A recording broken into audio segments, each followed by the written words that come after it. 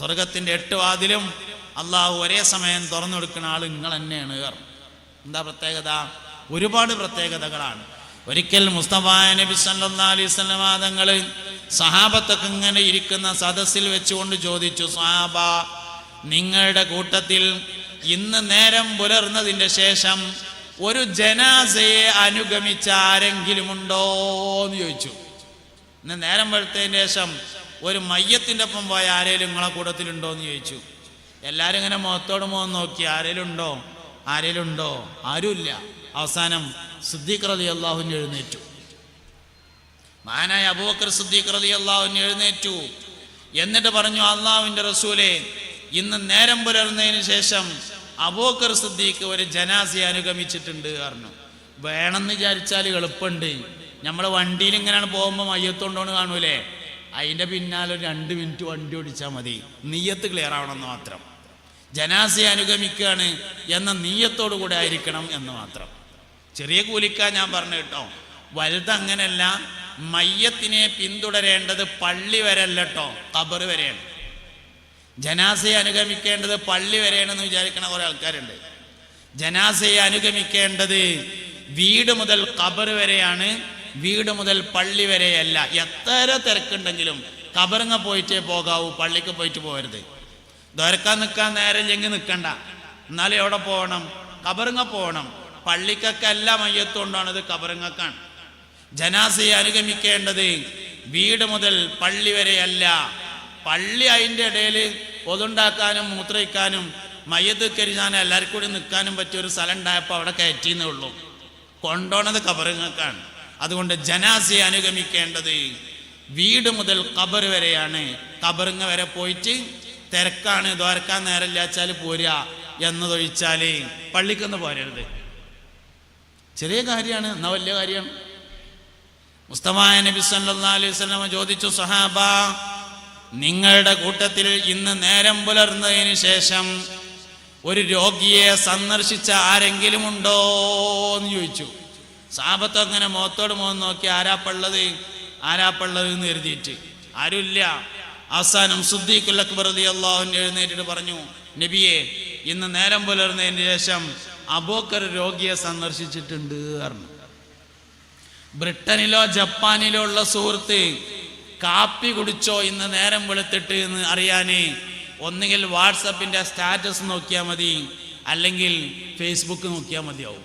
അയൽപക്കത്തുള്ള സഹോദരൻ രാവിലെ ഷുഗറിനുള്ള ഗുളിക കുടിച്ചിട്ടുണ്ടോ എന്നറിയാൻ പോയൊക്കെന്നെ വേണ്ടി വരും എന്നതാണ്. നമുക്ക് രോഗികളെ സന്ദർശിക്കാൻ ഒഴിവില്ല, നേരമില്ല, വിവരന്വേഷിക്കാൻ സമയമില്ല. സിദ്ദീഖ് റളിയല്ലാഹു അൻഹു എഴുന്നേറ്റിട്ട് പറഞ്ഞു, അല്ലാഹുവിൻ്റെ റസൂലേ, ഇന്ന് നേരം വെളുത്തതിന് ശേഷം അബൂബക്കർ രോഗിയെ സന്ദർശിച്ചിട്ടുണ്ട് പറഞ്ഞു. സഹാബത്തെ, ഇന്ന് നേരം പുലർന്നതിന് ശേഷം ആർക്കെങ്കിലും എന്തെങ്കിലും സ്വതക്ക കൊടുത്ത ആരെങ്കിലും നിങ്ങളുടെ കൂട്ടത്തിലുണ്ടോ എന്ന് ചോദിച്ചു. എല്ലാവരും മുഖത്തോട് മുഖം നോക്കി. അവസാനം അബൂബക്കർ സിദ്ദീഖ് റളിയല്ലാഹു അൻഹു എഴുന്നേറ്റു. മാനവർകൾ പറഞ്ഞു, പൊന്നാര നബിയെ, ഇന്ന് നേരം വെളുത്തതിന് ശേഷം അബൂബക്കർ ചെറിയൊരു പൈസ ഒരാൾക്ക് കൊടുത്തിട്ടുണ്ട് പറഞ്ഞു. സിദ്ദീഖ് റളിയല്ലാഹു അൻഹു വലിയ പൈസക്കാരനാ? അല്ല, അത്യാവശ്യം പൈസക്ക് ഉണ്ടെന്നേ ഉള്ളൂ. പൈസക്കാരവിടെ വേറെ ഉണ്ട്. മഹാനായ സയ്യിദുനാ ഉസ്മാൻ ഇബ്നു അഫ്ഫാൻ റളിയല്ലാഹു അൻഹു ഉണ്ട് അവിടെ, നല്ല പൈസക്കാരനാ. കൊടുക്കല് മൂപ്പരും കുറവൊന്നുമില്ല കേട്ടോ, കൊടുക്കല് കുറവൊന്നും ഉണ്ടായിട്ടില്ല. പക്ഷെ വലിയ പൈസക്കാരനായിരുന്നു ഉസ്മാൻ റളിയല്ലാഹു അൻഹു. എന്നാലും ഇള്ളേന്ന് ചെറിയൊരു സംഖ്യ എല്ലാ ദിവസവും കൊടുത്തു മഹാനായ സയ്യിദുനാ അബൂബക്കറിന് സിദ്ദീഖ് റളിയല്ലാഹു അൻഹു. അതുകൊണ്ട് സ്വാലിഹീങ്ങളെ പഠിച്ച് അവരുടെ ജീവിതത്തിൽ നമ്മൾ അനുഭവിച്ച, നമ്മൾ അറിഞ്ഞ, നമ്മൾ മനസ്സിലാക്കിയ ചെറിയ ചെറിയ കാര്യങ്ങളെ അതുപോലെ നമ്മുടെ ജീവിതത്തിൽ കൊണ്ടുവരാൻ വേണ്ടി ശ്രമിക്കണം. അതിന് മുൻഗാമികളായ മഹത്തുക്കളായ ആളുകളുടെ ചരിത്രങ്ങൾ പഠിക്കണം. ഖാജയുടെ ചരിത്രം പഠിക്കണം. അജ്മീർ ഖാജ മുഈനുദ്ദീൻ ചിസ്തിയിൽ അജ്മീരി ഖദ്ദസല്ലാഹു സിർറഹുൽ അസീസ്, മഹാനായ മമ്പർത്ത തങ്ങളെ താരീഖ് പഠിക്കണം. വെളിയങ്കോട് ഉമർ ഖാദി റളിയല്ലാഹു അൻഹുവിൻ്റെ താരീഖ് പഠിക്കണം. നമ്മളെ തൊട്ടടുത്തുനിന്ന് മൺമറഞ്ഞു പോയ മഹത്തുക്കളുടെ താരീഖ് പഠിക്കണം. സമസ്ത കേരള ജംഇയ്യത്തുൽ ഉലമയുടെ മുൻകഴിഞ്ഞു പോയ സ്വാലിഹീങ്ങൾ, സജ്ജനങ്ങൾ, ഔലിയാക്കന്മാർ, മുത്തഖീങ്ങൾ, ഇവരുടെ താരീഖ് പഠിക്കണം. ഞാൻ പറഞ്ഞു, ബാ അലവി വരക്കൽ മുല്ലക്കോയ തങ്ങൾ പാപ്പ വലിയുമാണ്, ആലിമുമാണ്, സയ്യിദുമാണ്. ഇൽമും സിയാദത്തും വിലാദത്തും ഒത്തുചേർന്ന അപൂർവം ആളുകളാണുള്ളത്. അതിൽപ്പെട്ട ഒരാളായിരുന്നു ബാഅലവി വരക്കൽ മുല്ലക്കോയ തങ്ങൾ എന്ന് പറയുന്ന ആള്. മഹാനായ ശംസുൽ ഉലമയെ നമ്മൾ ആരെങ്കിലും കണ്ടിട്ടുണ്ടെങ്കിൽ മൂന്നാൽ ഒരവസ്ഥയിൽ മാത്രമാണ് കണ്ടിട്ടുണ്ടായിരിക്കുക. മഹാനായ ശംസുൽ ഉലമ റഹിമഹുല്ലാഹ്, അള്ളാഹു അവരുടെ ദറജയെ ഉയർത്തി കൊടുക്കട്ടെ, അവരുടെ മദദ് ഫൈദാനിലെ അള്ളാഹു നമ്മളിലേക്ക് വർഷിപ്പിച്ചു തരട്ടെ. മഹാനായ ശംസുൽ ഉലമയെ നമ്മൾ ആരെങ്കിലും കണ്ടിട്ടുണ്ടെങ്കിൽ മൂന്നാൽ ഒരവസ്ഥയിലാണ് കാണുക. ഒന്നുകിൽ വലിയ സമ്മേളനം ഉദ്ഘാടനം ചെയ്യുന്നതായിട്ട് കാണും, വലിയ ഏതെങ്കിലും ഒരു സമ്മേളനം ഉദ്ഘാടനം ചെയ്യുന്നതായിട്ട് കാണും.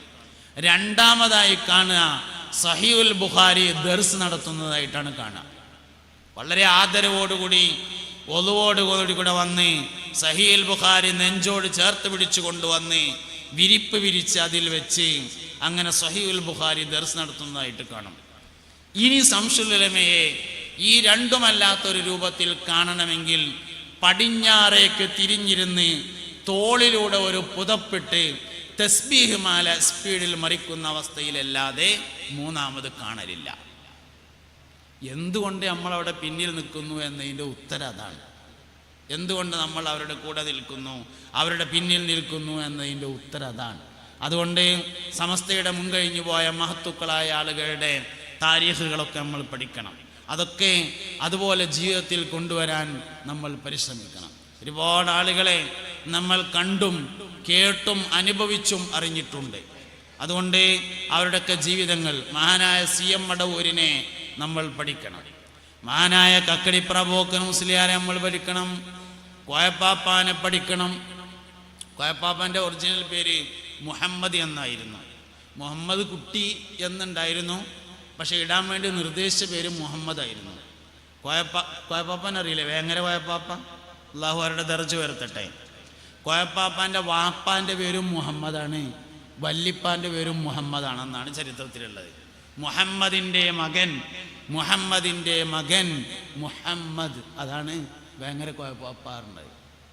ആ പേരെന്നെ പോലെ ഒരു മനുഷ്യൻ്റെ വലിപ്പം അറിയാൻ ആർക്കാ അങ്ങനെ ഉണ്ടാവുക? വാപ്പാൻ്റെ പേരും മുഹമ്മദാണ്, വല്ലിപ്പാൻ്റെ പേരും മുഹമ്മദാണ്, മൂപ്പരെ പേരും മുഹമ്മദാണ്. കോയാക്ക എന്ന് മൂപ്പരെ വിളിച്ചിരുന്നു, കോയകാക്ക എന്ന്. അതിന് ഒരുപാട് അർത്ഥങ്ങളുണ്ടായിരുന്നു എന്നാണ്. ആ പേരിലാണ് പിന്നീട് മൂപ്പർ അറിയപ്പെടുന്നത്. മുഹമ്മദ് കുട്ടി എന്ന് പേരുണ്ടായിരുന്നു, പക്ഷെ വാപ്പ നിർദ്ദേശിച്ചിരുന്നത് മുഹമ്മദ് എന്ന് പേരിടാനായിരുന്നു. അങ്ങനെ മുൻഗാമികളായ മഹത്തുക്കളായ ആൾക്കാരുടെ താരീഖ് പഠിക്കുക. നമ്മളെ അമ്പങ്കുന്ന് വീരാനോലിയപ്പാപ്പ ഒരു സഞ്ചാരിയാണ്, യാത്രക്കാരനാണ്. അലിയാസ മുസ്ലിയാരെ കാണാൻ വേണ്ടി ഇടക്ക് വരികയും അലിയാസ മുസ്ലിയാർ അദ്ദേഹത്തെ പ്രതീക്ഷിച്ച് നിൽക്കുകയും ഒക്കെ ചെയ്യാറുണ്ടായിരുന്നു എന്ന് അവരുടെ കഥയിലുണ്ട്. മഹാനായ വീരാനോലിയപ്പാപ്പ സഞ്ചാരിയാണ്, യാത്ര പോകും, പല സ്ഥലങ്ങളിലേക്കും സഞ്ചരിക്കും. എല്ലായിടത്തുനിന്നും ഭക്ഷണം കഴിക്കൂല എന്നുള്ളതാണ് മൂപ്പരെ വലിയ പ്രത്യേകത.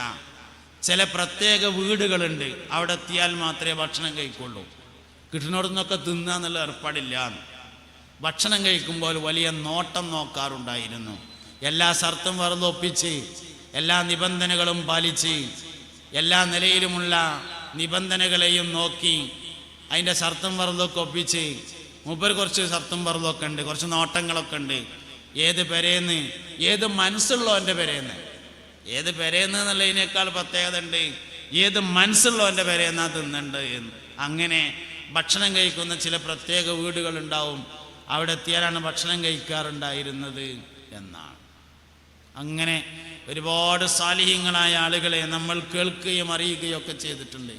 അവരെ നമ്മൾ ജീവിതത്തിൽ പകർക്കുക. അവിടെയൊക്കെ നമ്മുടെ മുൻഗാമികളായി സ്വർഗത്തിലെത്തി.